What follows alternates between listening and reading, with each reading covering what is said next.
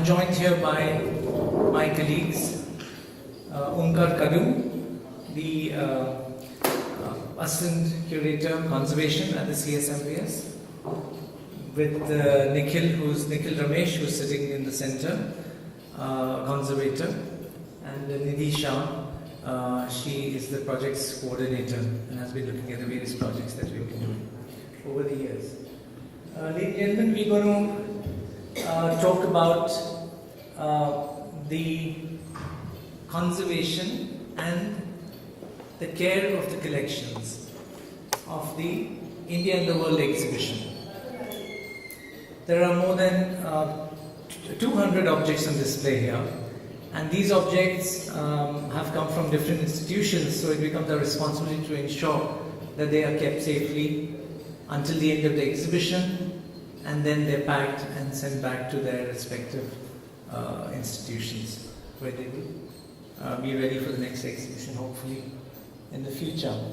What we're going to begin with is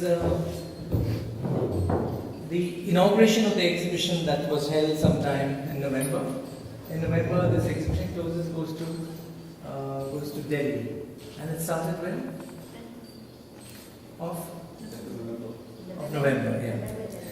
This is the scene of the inauguration of the exhibition, and these are some views. Can you have these lights off? If the first forward section lights on. These are some views of the exhibition as it is today. The exhibition is divided into 9 sections, and what you see here is something that has been brought about with the effort of a lot of people, and we're going to talk about the way things were taken care of during this period of the exhibition. The first thing that begins an exhibition is the agreement itself. And at this agreement itself, it is established that the host institution will take care of the collections. The institutions that are lending the objects ensure that it is articulated in the agreement that you will provide these facilities, that you will take such care, you will make such personnel available for looking after the collection. And in case something happens, something goes wrong, some untoward event happens, that we are going to be informed. So all these things are articulated in the agreements. Once the agreement is done, in this case the British Museum, they ask you for a facility report.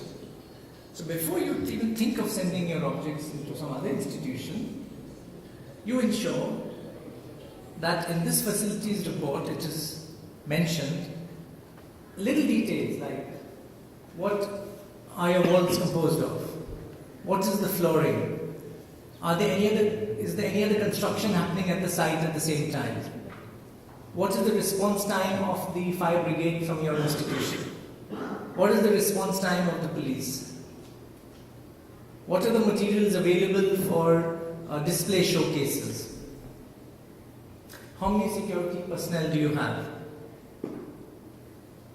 So the person who is the custodian of the objects in one country or in one institution is ensuring that when I send my things across to your place, will they be looked after? The curators are concerned because they are the custodians of these objects. The directors of these institutions are concerned because the buck stops there. And it's not about being answerable for it, it is about these are memories of human progress, these objects, and they need to be looked after. So the facilities report lays down at least a framework which allows a team to take a decision that these objects can go to the venue of the exhibition. Once this is done, then teams in the different institutions from where these objects, from the different lending institutions, they prepare the condition reports of their objects. These are graphic condition reports to ensure, also to monitor that when the objects are returned, they are in the same condition or are they not. Has any damage happened to the objects? Has there been any incidents which needs to be reported to the authorities? Were we able to take care of our collections during this period of transit as well as during the period of display and their return? So a lot of things are happening parallel, and all these things that we're going to talk about, we are talking about today, are aimed at ensuring that the objects are kept in the best possible conditions and there is no change in their existing state. The host institution, the institution's obligation, the host institution's obligation is also to ensure that now the spaces have to be readied for their exhibition. So whether it means completely revamping the shell of the galleries, removing all the MDF boards which could have been attacked by fungus at a certain time, and ensuring that there's zero error or there's zero risk. When the designer has designed the display structures, are they strong enough? Do you need to reinforce them with steel bars? Will they take the load of the object? So all that is preempted. And then the finishings of the gallery themselves.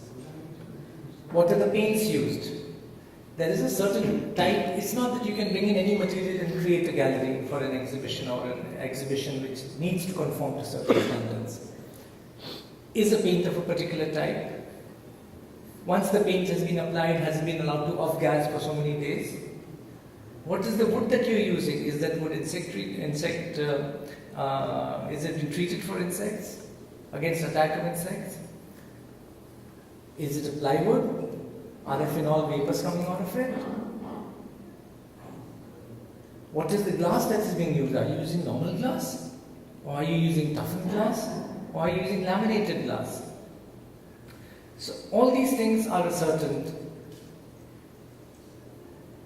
At the same time, there are certain objects which are heavy. Is your building roof, is your building ceiling able to take the load of that the Unicode sculpture, for example? So just to ensure that there's no margin of error, you had investment in reinforcement of the ceilings. And taking all these precautions, which falls under the category of preventive conservation, your gallery space is ready. Then it is kept, waiting for the occasion to happen. Now, while this is happening, the display cases themselves, the showcases have to be prepared. So you have two sets of showcases here. You have one set that came from Glasgow, that's a company which manufactures showcases of a certain museum standard. And you had showcases that were fabricated with the help of designers and fabricators in the premises. Again, the same thing. Everything had to conform to certain standards, which in this case, let's say the British Museum had laid out, or let's say the Bihar Museum had laid out, or the National Museum had requested for. And remember, this is done entirely for the benefit and in the interest of the art objects and for the safety of the art objects. Once the shell is ready and the showcases which will house the objects are ready, then you have various aspects like the lighting that needs to come. What are the lights that are going to come in? What is going to be the intensity of these lights? Will you be able to control the lights? Will the lights generate heat? All these considerations are kept in mind when designing these spaces. Now, while you have this, there are certain objects, in this case, let's say from India, which are coming from 28 museums in India. They may need a little bit of conservation. They may need a little bit of treatment, a bit of remedial conservation, so that they can be displayed. The other option was, no, these objects are not fit to travel. If that remark is there on the condition report, the objects don't come here. But in the interest of the exhibition itself, in order to allow people in other cultures to see the rest of the world's cultures, conservators at different institutions make an effort that these objects are treated so that they can safely travel and be displayed. So we're going to narrate a few case studies on the sculptures that came here for conservation before they were exhibited. And these objects are those from the Indian collections. This is the Balochistan pot. The Indus Valley and the Harappan areas, these pots. This was led by Mrs. Shilpa Shah, the Tapi collection. In this case, this object underwent, because the catalogue card needed they needed to ascertain what were the pigments that were used. So X-ray fluorescence, microscopy, and ultraviolet imaging, and various other techniques were used. Yeah, and I'll take a point. Do you have a point on it? No. Okay.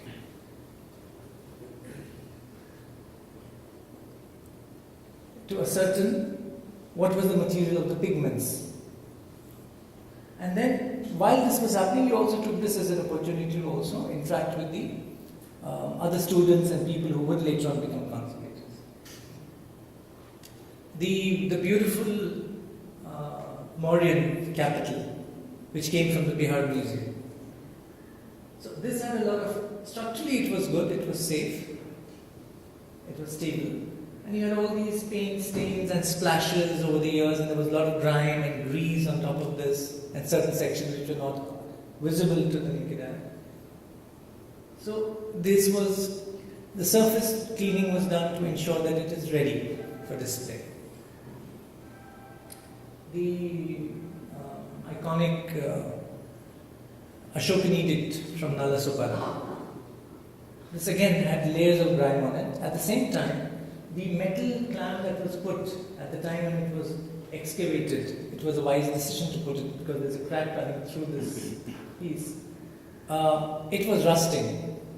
So, as following the principles of absolutely required interventions and minimum interventions, this was given a treatment so that it does not corrode further.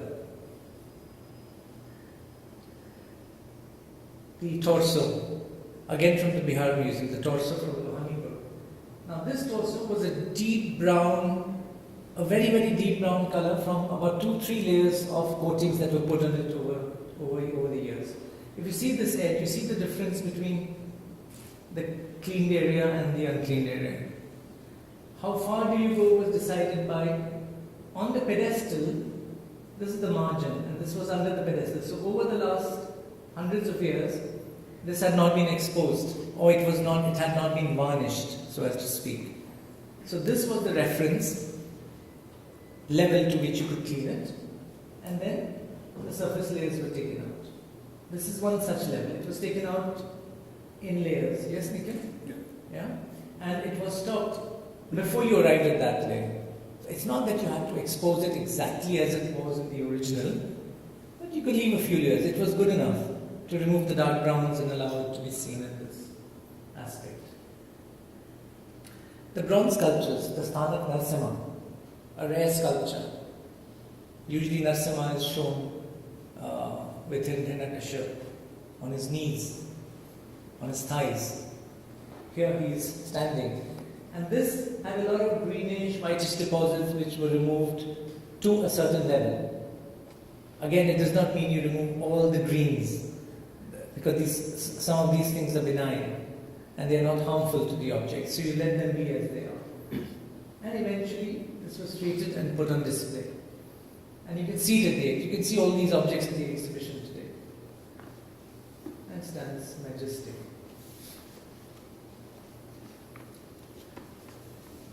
Now, in terms of the Indian Museum had to send this object from Orissa, like the Bali Yatra that they do. So these objects, they felt were fragile. And they said, we won't send you these objects. It's not that they don't want people to see the original object. They felt that it is too weak to travel. And they are well within their rights, and they are justified to take a stand and say, we will not send these objects to Bombay or to Delhi. So they made a replica. And they sent this as a replica. So we would also put this into the aspect of collection care. That after all, the intention was that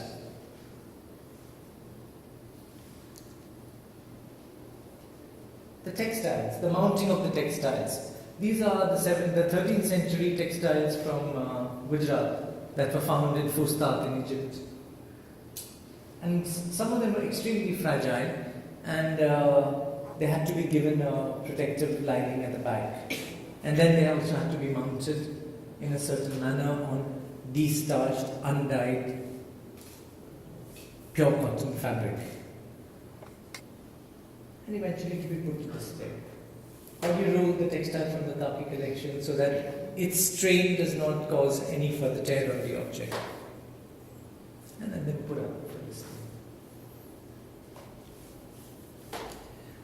The conservation, some of the conservation that you saw here was done at the Conservation Center at the CSMVS Conservation Unit. But much of this was also done at the venues from where these objects came from. So our teams went to different museums in India to treat their objects so that they could be fit for transport from their city to Mumbai and then for display. Omkar, can you tell about this object from?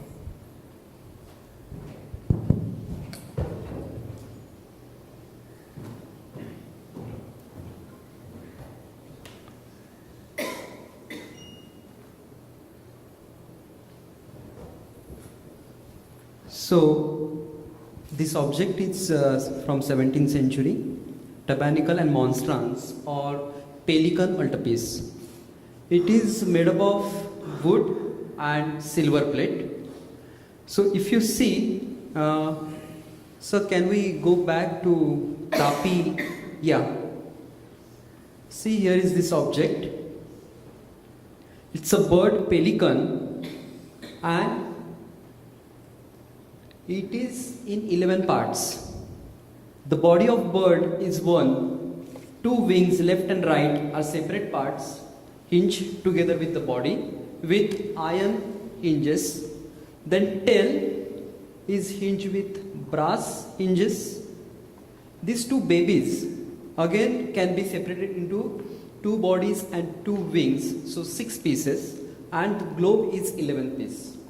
The issues with this object, well, one was the wooden structure here. There is a tenon with globe, wooden rod, on which this body of pelican sits. So there was one fracture, and that was very risky for transportation. There is no support in between, only there is wooden rod here, and which goes into the wooden structure within the feet. That was one issue. Another issue was when we did close inspection of this object, we observed that the tool marks on the silver plate, on the wings, tail, they were from different period. The body and the globe was original from 17th century. Two wings were added later, tail were added later, and because of which silver get tarnished because of the oxidization, and these later editions there was no uniform level in totality of the sculpture. So these were two issues. So what we did, first we consolidated fracture for reinforcement, and we cleaned the body and wings to a certain level so that whole object will have uniform look and it will give aesthetic pleasure. So this work we did on this object. This was in Goa. This was in Goa. This object is from Say Cathedral Museum, and at present it's in Museum of Christian Art, Goa. So you see the difference between these two plates. And if you see the tool marks here and here, or embossing here and here, it's different. We can mark out that this by the way, this is a very good example of Indo-Portuguese workmanship. So this is very bright compared to this original silver plate. We haven't bring this to this level, but we enhance it a little bit. The issue with the iron hinges with the wings, again they were rusting, so we removed rust on it and we applied a coat so that the rusting will not happen again. We arrest that process.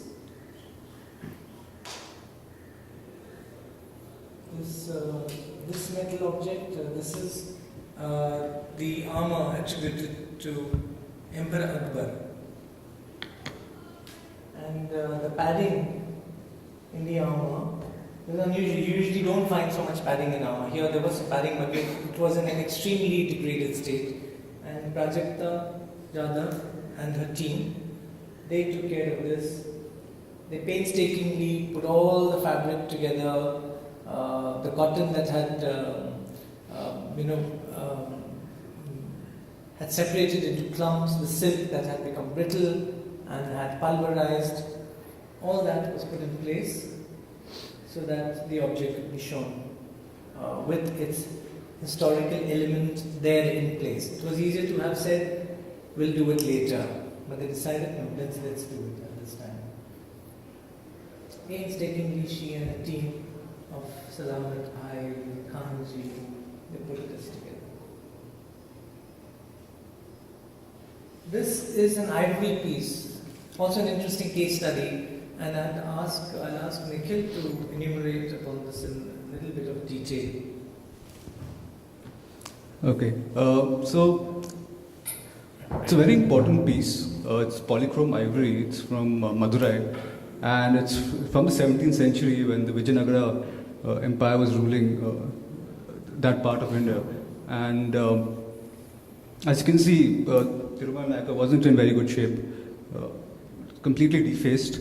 We didn't know when this happened. There were no written records as to what this coating was on the surface, but it was pretty obvious there had been some intervention at some point of time in its history. Next.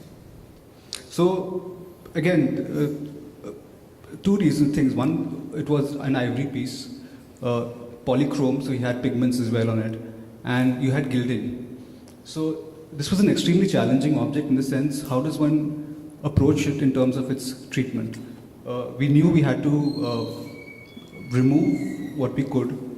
At the same time, we had to also take care that we don't overdo it, and in the act of cleaning, then to overclean. So we had to be very careful. So we had multiple cleaning methodologies that we applied, and as you can see, this is one of them where we used a tiny swab stick. If you go to the next slide. So we began the process meticulously documenting this object. Because it was an important piece, we documented all the cracks, and we documented the various issues, the losses in the pigment. Microscopic studies were done to figure out what kind of ivory was this. I mean, there are tons of ivories, and if you look under the microscope, you will actually figure out to which animal does this ivory belong. So if you can go to the next slide. So this is what we noticed under the ivory. You can see, so this was the overcoat, and you would clearly see that the gilding is fresh below, it's still there. Along with the gilding, what we saw motifs, these tiny little flowers, painted flowers, which you can't see otherwise because of that overcoat. And I think it's not very visible in this image right here, but there are patterns that you can see on the ivory. And these patterns are essentially called Schreger lines, which sort of define which animal it is from, I mean, what kind of elephant. And so you can distinguish between a mammoth and an elephant depending on the angles that these lines produce. So it gave us a lot of insight as to which animal this ivory came from. So the next stage was again trying to identify what this coating was on the surface. So ultraviolet imaging helps us in that. As you can see these brush strokes. So it's clearly visible that something was applied on the surface. Here again is the red pigment on the turban, and you can see it's fluorescing under UV light, it's giving off a different signature. So we have these very handy and very helpful tools in the lab right now. We have this X-ray fluorescence. It's a portable device, and it helps us identify elements. And what we did find was it gives us a spectra, and with the spectra we get to figure out what the elements actually are. So we figured out what the red paint was. So it's mercury-based, mercury sulfide, and we've also found gold as we were supposed to, but then we have no scientific proof that there's gilding on the surface. So here you can see the two cleaning processes we employed. One was using lasers, so that's a non-interventive way of treating objects. And the second one was for delicate areas we used conventional microscopy and swab sticks. And you can see the difference once we began cleaning.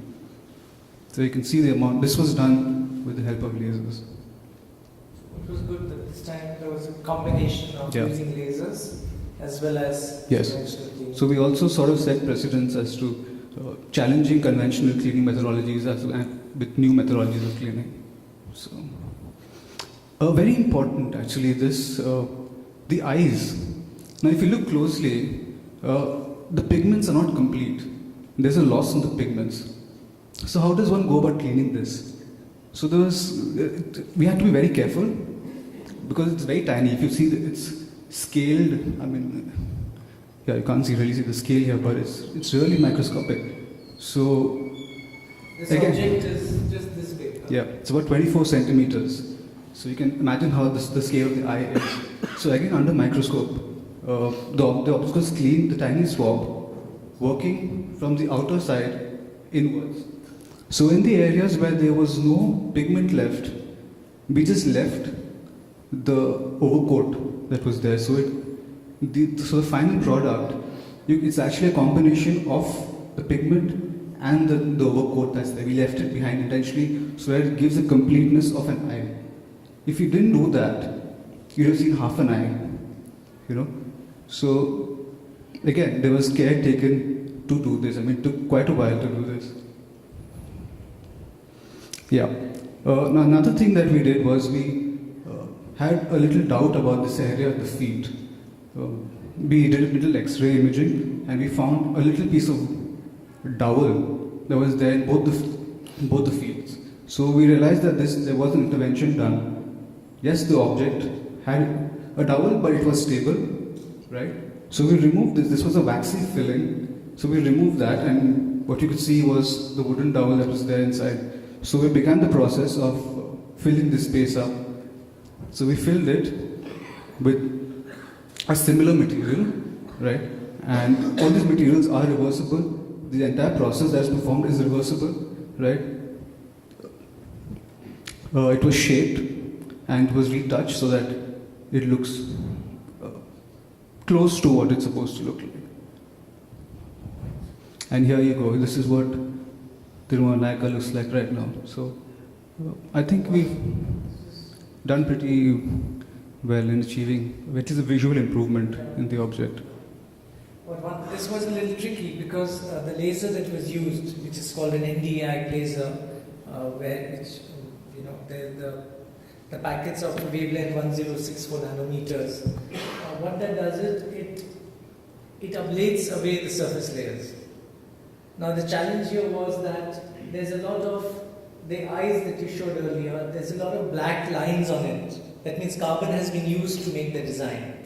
And carbon, if a laser pulse hits it, it just disappears. So you have to be very, very conscientious and careful as to where is it that the laser pulses are hitting. Otherwise, you could have actually inadvertently removed some of the carbon also. And that was an interesting case study. Now, in fact, that is one reason why you don't see this area cleaned up. I'm sorry, I forgot to mention why we haven't cleaned the gold, because there were multiple issues with that. This gilding was water-based gilding. So any solvent-based or water-based treatment to remove that would dissolve the gold. Another problem with using lasers on that surface, it does work effectively on gilded surfaces, but then if you remember those tiny little flowers that you saw on the drapery, so that it's painted, so that paint surface would be affected by the laser. You would lose the color. So we had to come to a common decision that let's not interfere with the gilded surfaces and just leave it as it is. See the difference right now, and you can see areas. You can see they've painted the surface with red paint, which you couldn't otherwise see. And now that we've cleaned it, I mean, in the next slide, you'll see it on the face as well. All these areas, these highlights show up right now. Yeah.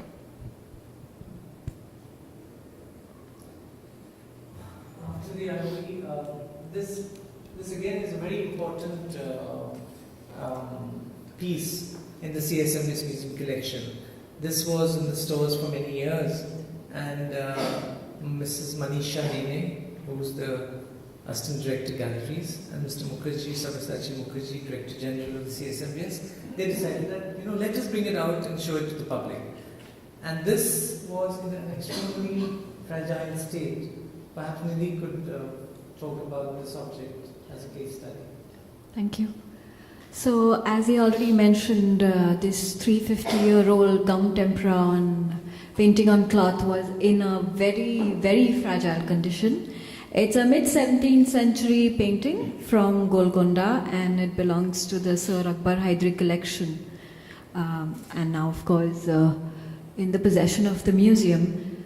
As you can see here is every object in conservation is first documented very carefully, because documentation is a very integral part when it comes to conservation. So when the object was received at the Conservation Center, the first thing we did was to document it. So here there are two images with regards to documentation. This image that you see here is a photographic documentation, and it's called transmitted light documentation, wherein light is thrown from below the object, which helps you understand how weak the support of the object is. It basically shows you an entire skeleton, where there are losses, the weak support, where there are tears, where there's loss in pigment, loss in ground, etc. And here is a graphic documentation where we've actually given legends basically, a particular marking for an example for loss, an example for holes, an example for tears, etc. This is the damage mapping documentation. I've taken a few shots of the heavily damaged areas of the object. The issue with the object was that it had become wet due to certain reasons, and because of that there was a lot of staining, a loss of pigment, etc. A lot of flaking happened. The paints were in a very powdery condition. So the first thing we did was basically the conservation commenced with consolidation of the pigments, resting the flaked areas. Then we also worked towards dry brushing of the entire painting, but with a very light hand and a very soft brush, to remove the excess dirt that was lying from the front as well as the back of the painting. So you see the consolidation shot here. Here we are removing the previous lining. So there was a paper support also given to the painting from the back. So here you see a conservator doing that. Another type of documentation we did was the IR documentation, which is the infrared imaging, which basically highlights the underdrawing of a painting. So this is just one example here. While I was examining the painting, there was this one section. You see a flag here. I don't know if it's very visible right now, but there's a flag here and it's not in the painting. So very interesting facts about the artist, and his visualization of the original painting comes up when you're doing the infrared imaging. Here you see again an XRF was done for the painting to know the various pigments that were used.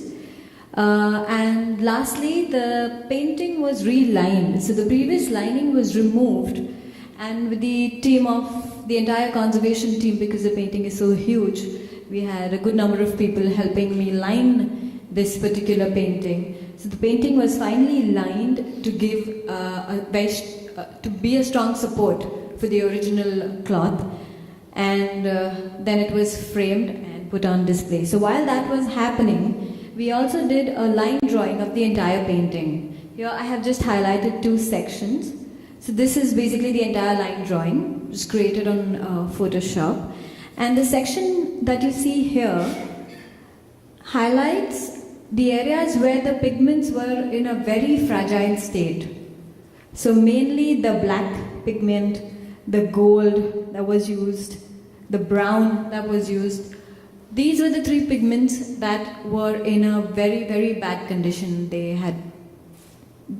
It was just powder on the object. So it was very difficult to consolidate them initially. So we had to use a nebulizer first to do the consolidation, so that the layers, the powder doesn't fly away, it stays where it is. And then we started with the treatment by using a brush. So here you see the painting in one of the galleries, the Court Culture Gallery, and all those who haven't seen it, please go have a look at it. We picked up case studies only of the objects that are on display at the Indian World Exhibition. This one, I'll mention a bit about this. This is the object, that beautiful, the Buddha, the piece from Fanigiri, where Buddha surrenders his crown. Where he surrenders his crown. This is in that section of empires, which talks about the power of the kings. And as counterpoise to that concept, there's Buddha who's relinquishing his power. And he says, I don't need it. And the deities and the celestial beings are celebrating that sacrifice of his turban, of the crown. This object was in the Bihar, in the what do you call it? In the Telangana, in the State Museum in Hyderabad, now Telangana State. And this object was excavated, for those who were here yesterday, for no one who just all could remember this. So Amravati style, that same area, an exquisite piece. Almost 2000 years old, limestone. That's the material what this object is made of. So this object, and you asked them, we want this object for the exhibition. They said, sure, take it, if you can take it, because it was in the cement, it was embedded in cement from the back and at the bottom. I said, sure. They didn't realize that we were very serious that we'll bring this object for the India and the world. So our teams went there, and so we removed the cement one by one, piece by piece. Before that, this was, in fact, you will see a shot of that here. You see, it was reinforced like this from front first, while the cement was being removed like this here. So the cement was taken off, chipped away. And once it was taken off, you see these marks, these are all previous joins. So this object, as you could observe, had about 5 joins. So this object was all the pieces, and it was extremely heavy, the pieces. So the pieces were then kept separately. So there were 5 in all. And what this cement was also doing, you could not see any of the carvings which you can see now at the back of the sculpture. So they were all hidden by this. So once it was taken off, all these old adhesives that had been put into it were removed. And then it was cleaned using an ultrasonic ablator so that you could slowly, the thing that the dentist used to remove the tartar. So without really touching the object as such, you could chip away the pieces that were remaining. So until you could reveal the whole turban at the back. After that, the old pins, because it had been joined earlier, the old pins were removed. They were rusted metal iron pins, steel pins. And then fiberglass rods were put. They are thinner, they're more tensile, and they're extremely well suited for this type of work. So we decided where to put them and what depth to put them, and all the 5 pieces were then joined together into what looked like this at the back. Once this was reinforced and the surface was cleaned, and all the cement remnants were removed. It was then packed for transport to be brought to the CSMVS museum. Once it came here, the restoration interventions commenced here, where all these brown stains were removed and you had a crack which became visible. And then these cracks were then filled up with the stucco, which is reversible. You need some solvents, you put them, and then the filler becomes gel and you take it out. So this is what Aishwarya, she's one of the conservators here, she's doing, she's putting that. She and a boy called Swapnil. So they fill. No designs are recreated in the fillings. The idea is just so that when the visual, when somebody is seeing the object, it is not visually disturbing. But there is no attempt to recreate the designs wherever they are lost.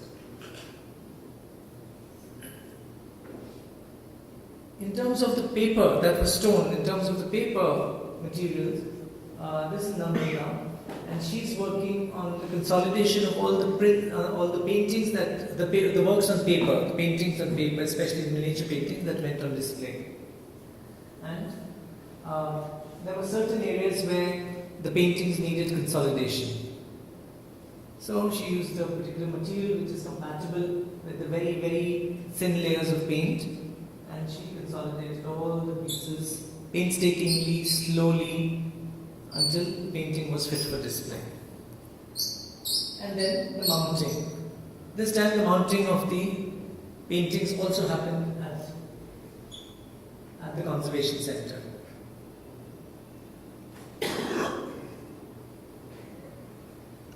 Proper mounting of objects, proper materials is all part of collection care, and it ensures the longevity of the objects, and that is what the main objective of conservation is. Once all these objects are ready, we've still at the place where the galleries are ready, the space is ready, the objects have been conserved, the reports have been prepared, and now the objects are arriving from the British Museum as well as from various institutions in India. And this is one such view. Maybe Omkar, you can talk about a few of these things.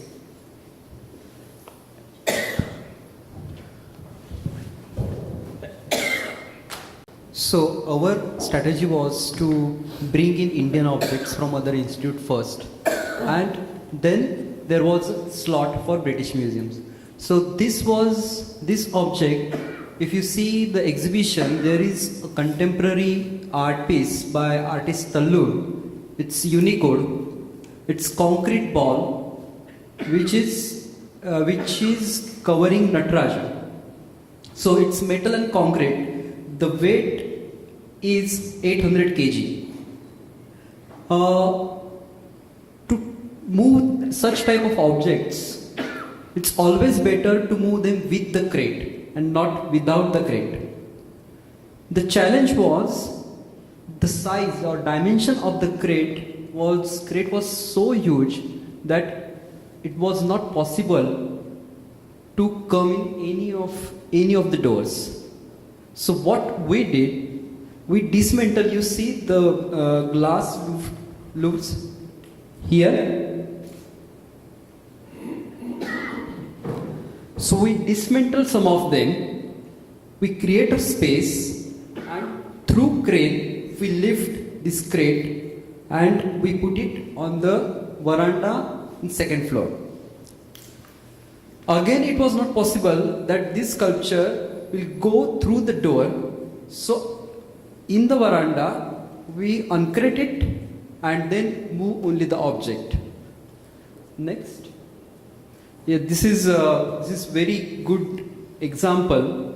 It's a Roman copy of Greek Discobolus from BM, and you can see how meticulously or how skillfully they have did the packaging. No, go back, sir. So these are side openings.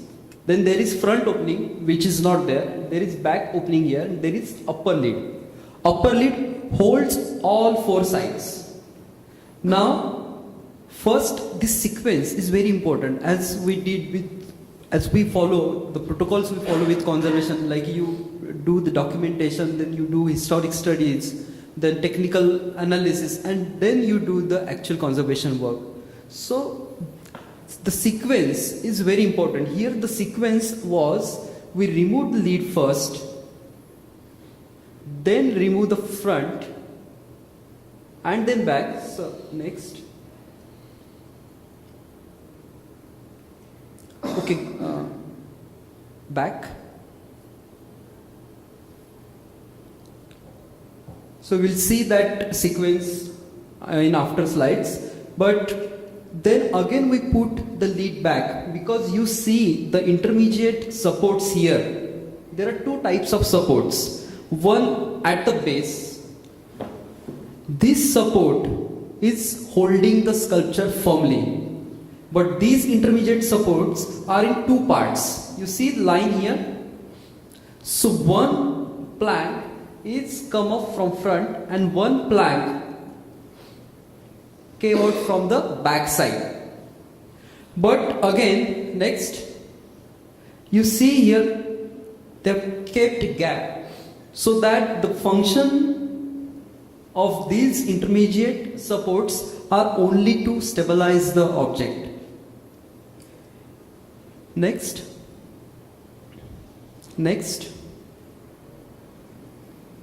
Now you see they have put back the lid. The front and back is open, and the upper lid is again fixed with the vertical sides of the crate.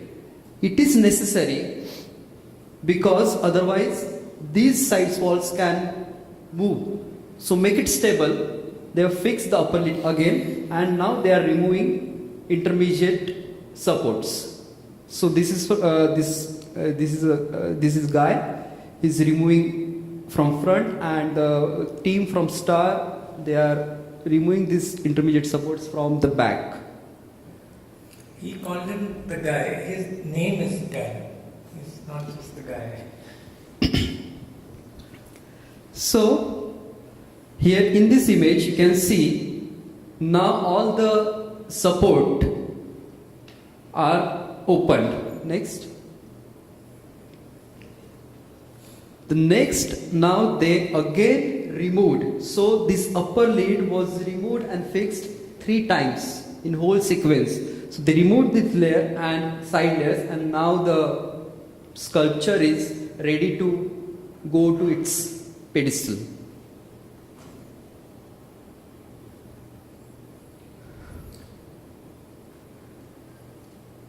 You got the shot of the pedestal here? Somewhere? Yeah, here. Yeah, that's the pedestal. Okay.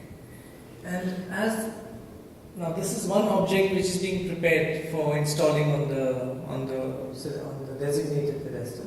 While the other objects are coming in, there's an art handler which is appointed to make sure, and he's the one, or they are the ones that ensure that from the customs the objects come in clearly and smoothly, and all paperwork is handled by them, and that's transported into the institution.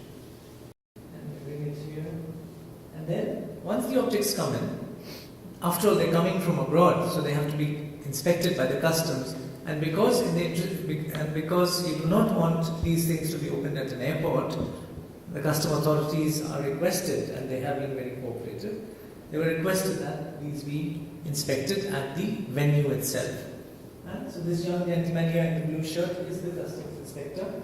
It's interesting, every time they send a different customs inspector, the same one never comes again. Keep rotating. Even if you had an inspection after a week, it would be someone else.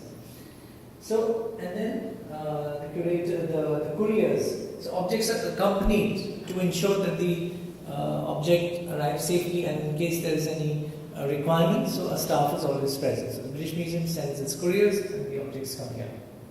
Same thing with the Indian museums. So they send a person from their side to accompany the objects that come into this museum.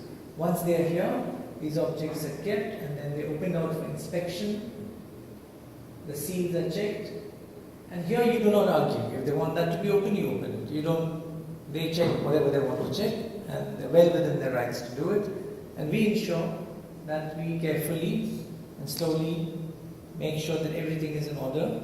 And once they are satisfied, we can then go ahead with from condition checking now.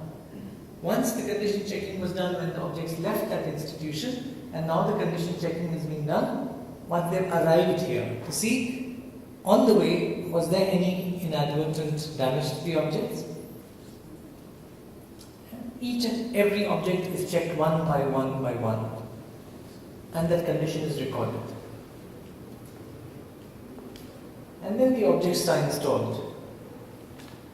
So once it now, for example, this pot, this terracotta pot is being put on a pedestal and it is wobbling a little bit.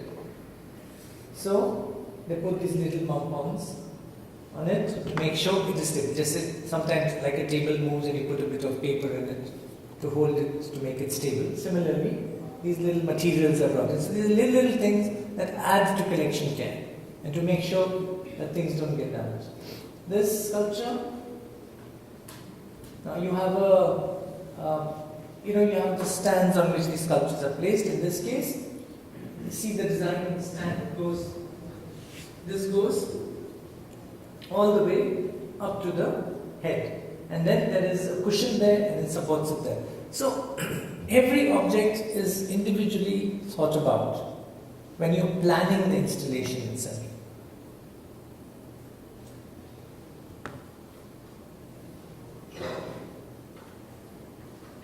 Okay, you want to talk about installation of some other ones? Continue. This is a manuscript that talks about your conduct when you go to Hajj.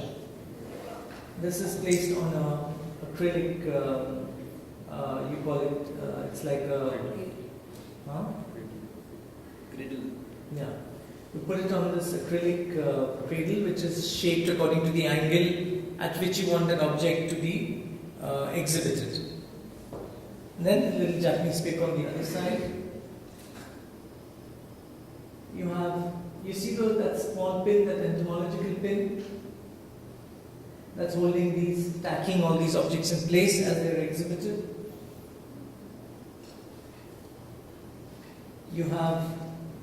This is a copper sculpture, I'm talking now about some installation that happened in this. Omkar, you put something in the base, did you? This is a bronze. Copper is an element that requires low humidity. So there was a requirement from the British Museum that it has to be kept in extremely low humidity. Okay, sorry, but this copper alloy, it's a brass and it's Benin plaque. The title of this sculpture is Benin plaque. So the behavior of this object is in such a way that comparative to other objects, every object needs certain conditions, weathery conditions like temperature and relative humidity. So what temperature and relative humidity we are maintaining, controlled environment we are maintaining in the galleries, this object needs comparatively low relative humidity. Suppose the ambient relative humidity inside the gallery is 50, these objects need 45. That is the reason we create another case. You see, this is case inside case. So the drawer here, which is open from back, we kept desiccator. It's called art soap. The speciality of these desiccators is they control humidity, they maintain the relative humidity. They are available in different range, like 40 to 45 or 40 to 50, 50 to 60. So they have tendency to absorb the relative humidity inside the case, but they maintain it because after certain level they have tendency to release it again. So basically these desiccator art soaps we kept inside this case are controlling the humidity, relative humidity inside the case. This is painting from National Museum, no, not National Museum, Indian Museum, Calcutta. It's Zofny. The title, Zofny is the artist. It's very heavy painting. So for such heavy paintings, we have created base platform so that it will take the load of the painting. Again, this painting is not glazed, means there is not acrylic or glass in the frame. So to protect this painting, we have created this barrier here, so that there will be no risk from the visitors. These are special pins which are covered with polyester sleeves, which are used for the installation, for the display of coins. What Dilip is doing, he is taking measurements so that all the frames will be on same level. This installation, as I said before, it's in 11 parts. So dismantling and de-installing it, it's challenge, because this body, if you keep it straight on the wooden rod at the globe, once you fix wings on it, which are heavy, this body of pelican tends to get like this. So to achieve the point of gravity, you have to install the body, you have to keep body on the globe on this angle, so that when wings come on the body, they will balance it and body will come straight. If this has not been taken care, it is very risky. And what was also of consideration here on this slide is the curator. This is the curator from the Museum of Christian Art, Goa. So for many important objects, the curators themselves are present at the time of installation. So सब लोग जिम्मेदारी लेते हैं. ऐसा नहीं कि we send the object here, now you guys take care of it. No, it's not. And the installations, you see them wearing gloves every time. So everybody is taking care, everybody is taking their own personal precautions. This is where the installation happened.